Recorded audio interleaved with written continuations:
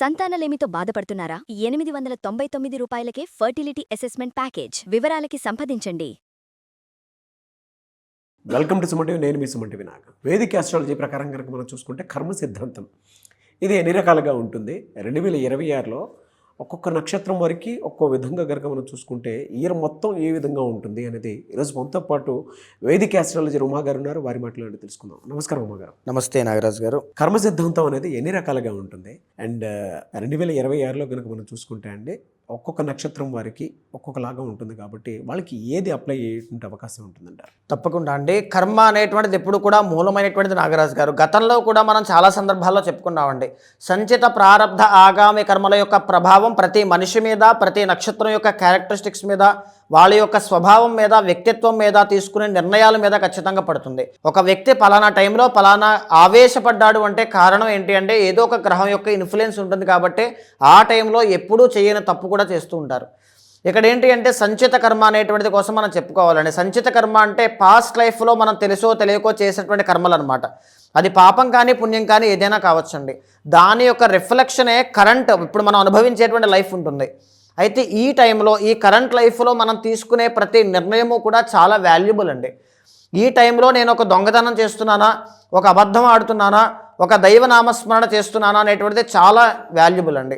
ఎందుకంటే ఆ ఉన్నటువంటి సంచిత కర్మలో ఉండేటువంటి పాపాలని కడుక్కోవాలి అన్నా, లేకపోతే వాటి నుంచి బయటపడాలి అన్నా, వాటికి సంబంధించిన నెగిటివ్ ఎఫెక్ట్స్ అనుభవించకూడదు అన్నా ఈ కరెంట్ లైఫ్లో ఈ ప్రారబ్ధ కర్మ రూపంలో మనం భగవంతుని ప్రార్థించడం, సరెండర్ అవ్వడం అంటే శరణాగతి వేడడం లాంటివి చాలా ఉపయోగపడతాయండి. ఇదే ఆస్ట్రాలజీ పరంగా ఒక మనిషిని కర్మ అనేటువంటిది ఏ విధంగా ఎన్ని అంశాల్లో ఇబ్బంది పెడుతుందో చెప్పడానికి సూచనప్రాయంగా రవి అనేటువంటి ఆయన్ని ఆరోగ్య సూచనగా, చంద్రుడు అనేటువంటి ఆయన మనస్సుకి సూచనగా, కుజుడు అనేటువంటి ఆయన కలహాలకి సూచనగా, బుధుడు అనేటువంటి ఆయన మేధాశక్తికి సూచనగా, గురువు అనేటువంటి ఆయన సంతానానికి, జ్ఞానానికి, సిరి సంపదలకి సూచనగా, శుక్రుడు అనేటువంటి ఆయన కోరికలకి సూచనగా, శని అనేటువంటి ఆయన కష్టానికి సూచనగా, రాహు అనేటువంటి ఆయన కోరికలకి, కేతు అనేటువంటి ఆయన ఆధ్యాత్మికతకి సూచనగా చెప్పారండి. ఇక్కడ కర్మ ప్రభావం చేత సంచిత కర్మ వల్ల ఏలినాటి శనిలో ఒక జాతకుడు కనబడుతున్నాడంటే శని ప్రభావం వల్ల ఆయన ఎన్నో కష్టాలు, ఆర్థిక సమస్యలు, అనారోగ్య సమస్యలు ఇబ్బంది పెడతారని అర్థం. ఆ టైంలో శని యొక్క ప్రార్థన కానీ, లేకపోతే విష్ణువు యొక్క ప్రార్థన కానీ, కాళీదేవికి సంబంధించిన ప్రార్థన కానీ ఆయన చేసుకున్నటువంటి పాపాలని తగ్గించడం, ఆ శరణాగతి అనేటువంటిది ఆ టైంలో ఆ జీవితంలో ఆ ప్రమాదం నుంచి కానీ ఆపద నుంచి కానీ కాపాడడం ఖచ్చితంగా జరుగుతుందండి. అయితే ఇప్పుడు మనం చేసుకున్న ప్రారబ్ధ కర్మ రూపంలో వచ్చేటువంటి పూజలకి ప్రతిఫలమే ఆగామి కర్మ. అంటే అప్పుడున్న పాపాలని ఇప్పుడు మనం ప్యూర్ చేసుకుంటూ ముందుకి గ్రో అవుతూ వెళ్ళడమే ఆగామి కర్మ అనమాట. ఈ సంచిత కర్మ రూపంలో వచ్చేటువంటి గ్రహాల యొక్క ట్రాన్సిట్స్ వల్ల ఏ నక్షత్రాలు వాళ్ళకి ఏ విధంగా ఉండబోతోంది, వాటికి సంబంధించిన పరిహారములు అంటే ప్రారబ్ధ కర్మ రూపంలో వాళ్ళు ఏ విధంగా చేసుకోవాలనేటువంటిది మనం వివరంగా చూద్దామండి. మీరు చెప్పిన దాని ప్రకారం అయితే పూర్వభద్ర నక్షత్రం వారికి కర్మ సిద్ధాంతంలో ఏది అప్లై అయ్యేటువంటి అవకాశం ఉంటుందంటారు? 2026లో కనుక మనం చూసుకుంటే ఇయర్ మొత్తం ఏ విధంగా ఉండబోతుందండి వాళ్ళకి? తప్పకుండా అండి. సంచిత కర్మ అనేటువంటిది వీళ్ళకి ఏ విధంగా కనబడబోతుంది? సో ఇక్కడ మనం రెండు విధాలుగా చెప్పుకోవాలండి. పూర్వభద్ర నక్షత్రం 1, 2, 3 పాదం వాళ్ళు కుంభరాశిలో ఉంటే 4వ పాదం వాళ్ళు మీనరాశికి సంబంధించిన వాళ్ళు కాబట్టి చాలా డీటెయిల్డ్గా మనం చెప్పుకుందామండి. ముందుగా 1, 2, 3 పాదం వాళ్ళకి మనం చూస్తే నాగరాజు గారు ఇయర్ స్టార్టింగ్లోనే సంచిత కర్మ యొక్క ప్రభావం వల్ల గురుబలము అనేటువంటిది వీళ్ళకి పెరగడం వల్ల జూన్ 1వ తారీఖు దాకా వీళ్ళకి రాజయోగం అండి. ఏ పరంగా? మనీ పరంగా. తర్వాత లాభాలు అంటే ఈ వ్యాపారంలో లాభాలు అనేటువంటివి, గౌరవ మర్యాదలు పెరగడం, ఉద్యోగ ప్రయత్నాల్లో అనుకూలత, తర్వాత వివాహ ప్రయత్నాలు అనుకూలత, సంతానం కోసం ప్రయత్నం చేస్తుంటే ఖచ్చితంగా మీకు సంతాన భాగ్యం అనేటువంటిది కలుగుతుందండి.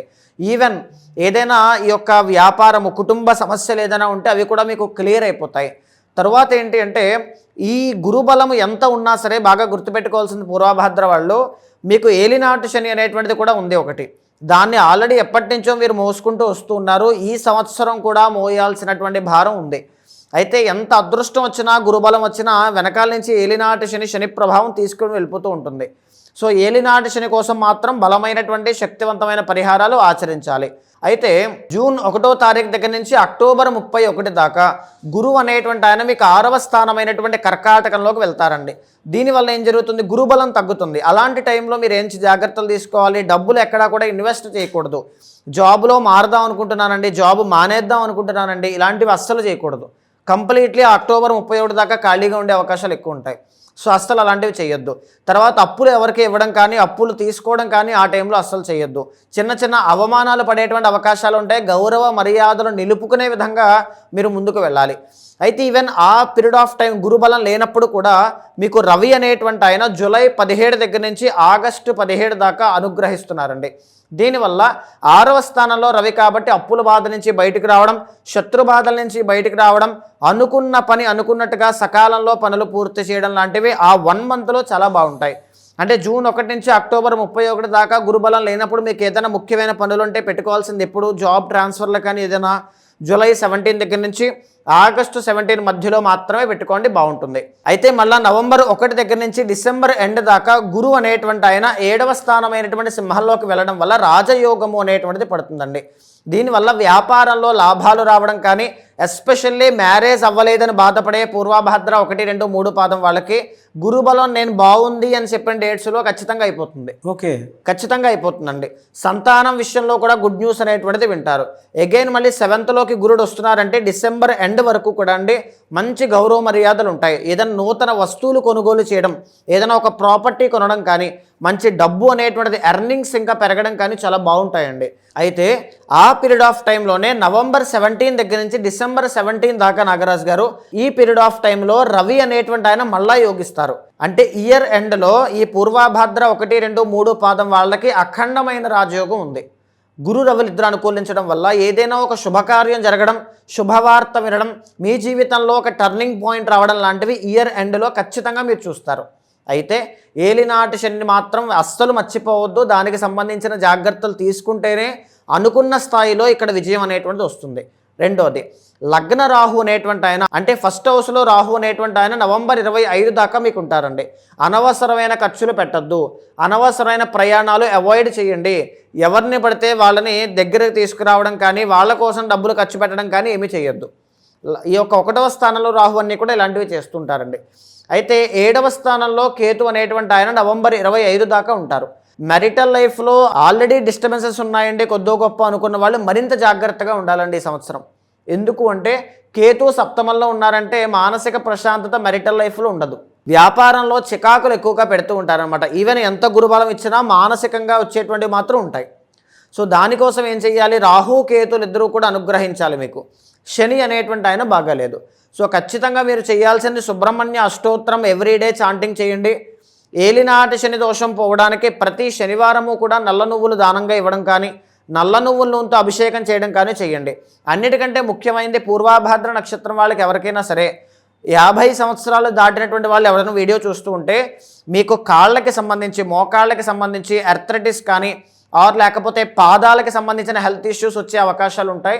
చాలా కేర్ఫుల్గా ఉండాలి. నరములు, వెరికోస్ వెయిన్స్, సయాటికా పెయిన్స్, వెన్నుపూసకి సంబంధించిన ఇబ్బందులు, మోకాళ్ళ నొప్పులు, వాత దోషాలు ఇబ్బంది పెడతాయండి. చాలా కేర్ఫుల్గా ఉండండి. ఈ సంవత్సరంలో అప్పులు బయటకు ఇవ్వడం కానీ, అప్పులు తీసుకోవడం కానీ అస్సలు చేయొద్దు. ఇంకా 4వ పాదం వాళ్ళకి మనం చూస్తే అండి, వీళ్ళకి ఏంటి అంటే సంచిత కర్మ యొక్క ప్రభావం జూన్ 1వ తారీఖు దాకా వీళ్ళకి గురుబలము అనేటువంటిది సామాన్యంగా ఉందండి. 4వ స్థానంలో ఉన్నారండి. పూర్వభాద్ర 4వ పాదానికి నాగరాజు గారు గురువు అనేటువంటి ఆయన 1st and 10th lord.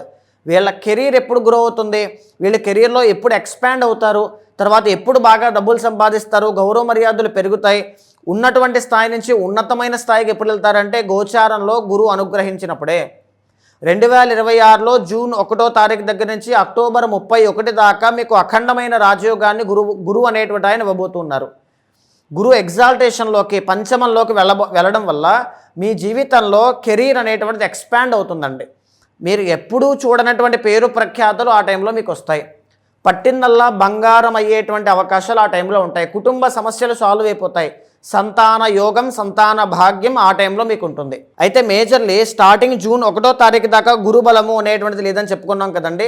Even ఆ టైంలో కూడా ఇయర్ స్టార్టింగ్లో జనవరి 17 దగ్గర నుంచి ఫిబ్రవరి 17 దాకా రవి అనుగ్రహించడం వల్ల ఆ 1 మంత్లో మీరు ఏదైనా ఉద్యోగం మారాలి అన్నా, కొత్త ఉద్యోగంలో జాయిన్ అవ్వాలి అన్నా, ప్రయత్నాలు చేయాలి అన్నా ఆ 1 మంత్ మీకు చాలా ఫేవరబుల్గా ఉంటుంది. అయితే జూన్ 1 నుంచి అక్టోబర్ 31 దాకా పట్టబోయే రాజయోగంలో కూడా ఆగస్టు 17 దగ్గర నుంచి సెప్టెంబర్ 17 ఈ 1 మంత్ అయితే ఇంకా అఖండమైన రాజయోగాన్ని చూస్తారండి. ఎందుకంటే 6వ స్థానంలోకి రవి ఆ టైంలో మీకు ఎంటర్ అవుతారు కాబట్టి శత్రు బాధల నుంచి బయటకు వచ్చేస్తారు. ఎవ్వరూ కూడా మిమ్మల్ని ఏమీ చేయలేరు. ఇంకా విపరీతమైన పేరు ప్రఖ్యాతలు, పనులు ఏ పని అనుకుంటే ఆ పని పూర్తయిపోతుంది. డబ్బు ఆదాయము అనేటువంటిది విపరీతంగా చూసే అవకాశాలు ఎక్కువ ఉంటాయి. అయితే మేజర్లీ సంవత్సర కాలము కూడా శని వీళ్ళకి జన్మల్లో ఉంటారండి. జన్మ శని అనేటువంటిది ఎప్పుడూ కూడా ఆరోగ్య సమస్యలను తీసుకొస్తూ ఉంటుంది. పొట్టకి సంబంధించినవి, డైజెషన్ ప్రాబ్లమ్స్, ఆడవాళ్ళు అయితే హార్మోనల్ ఇంబ్యాలెన్సెస్, గైనిక్ ఇష్యూస్, వీటికి సంబంధించిన ఆరోగ్యం విషయంలో జాగ్రత్తగా ఉండండి. రాంగ్ ఇన్వెస్ట్మెంట్స్ అనేటువంటివి అస్సలు చేయొద్దు. 1కి 10 సార్లు డబ్బులు ఖర్చు పెట్టేటప్పుడు ఆలోచించుకోవాలి. 12వ స్థానంలో మీకు రాహు కాబట్టి డబ్బు నిలబడేటువంటి అవకాశాలు చాలా తక్కువ అండి. ఈ 2026లో విపరీతమైన డబ్బును చూస్తారు, కానీ డబ్బు నిలబడదు. ఆ ఒక ప్రాబ్లం కనబడుతుంది. సంవత్సర కాలంలో నవంబర్ 25 దాకా మీకు 6వ స్థానంలో కేతు చాలా బాగుంటారు. ఎమోషనల్ స్ట్రెంగ్త్ అనేటువంటిది బాగుంటుంది. మీరు తీసుకున్న నిర్ణయాన్ని ఎక్కడా కూడా తగ్గకుండా వెనక్కి తిరిగి చూడకుండా వెళ్ళండి. మంచి విజయాలు, లాభాలు, శుభకార్యాలు 2026లో మీరు చూడబోతున్నారు. జాగ్రత్త పడాల్సినటువంటి పరిహారాలు ఏంటి అంటే, మొట్టమొదటిగా రాహు, శని, గురు ముగ్గురికి సంబంధించిన పరిహారాలు చేసేయండి. దీనివల్ల మీకే మంచి జరుగుతుంది. శని అనేటువంటి ఆయన ఆరోగ్య సమస్యలు ఇవ్వరు. పెట్టిన ఇన్వెస్ట్మెంట్ మీకు బాగా కలిసి వస్తుంది. రాహు వల్ల డబ్బులు నిలబడతాయి. గురువు వల్ల సక్సెస్ అనేటువంటిది వస్తుంది. ఇంకా ఏదైనా పరిహారాలు పర్సనల్ చార్ట్ చూసుకుని చేసుకోవడం చాలా మంచిదండి. Anyways thank you so much అమ్మ గారు. చాలామంది మీ అపాయింట్మెంట్ కోసం అడిగేటువంటి వాళ్ళు ఉన్నారు. ఎందుకంటే వేదిక్ ఆస్ట్రాలజీ ప్రకారం 2026లో పర్సనల్ చార్ట్ త్రూ మా వ్యక్తిగత జాతకం ఏ విధంగా ఉంది అని తెలుసుకునేటువంటి వాళ్ళు చాలామంది ఉన్నారు. వాళ్ళు మిమ్మల్ని అప్రోచ్ అవ్వాలి అని అంటే, లేదా ఇప్పుడు మీరు చెప్పినటువంటి రెమెడీ చేసుకోవాలనుకున్నా కూడా, యజ్ఞాలు, యాగాలు, హోమాలు, పూజలు లాంటివి ఏమన్నా పరిహారం కోసం చేసుకోవాలి అనుకునేటువంటి వాళ్ళు కూడా మిమ్మల్ని అప్రోచ్ అవ్వాలంటే ప్రాసెస్ ఏంటి? తప్పకుండా అండి. అలాంటి వాళ్ళు ఎవరైనా ఉంటే మీకు కింద కనిపించే నెంబర్కి కాల్ చేస్తే మా వాళ్ళు మీకు పూర్తి వివరాలు అందిస్తారండి. మీ జాతకంలో ఇక్కడ ఏంటంటే నాగరాజు గారు, ఒక గైడెన్స్ ఉంటే బాగుంటుంది అని చాలామంది అనుకుంటారండి. మీ ఫ్యామిలీలో ఈవెన్ పెద్దవాళ్ళ దగ్గర నుంచి చిన్నవాళ్ళ దాకా ప్రతి ఒక్కరూ కూడా ఒక గైడెన్స్లో ఉండాలనుకున్న వాళ్ళు 3 మంత్స్కి ఒకసారి కావాలనుకున్నా, 6 మంత్స్కి ఒకసారి కావాలనుకున్నా ఖచ్చితంగా మీకు అవైలబుల్గా ఉంటాను.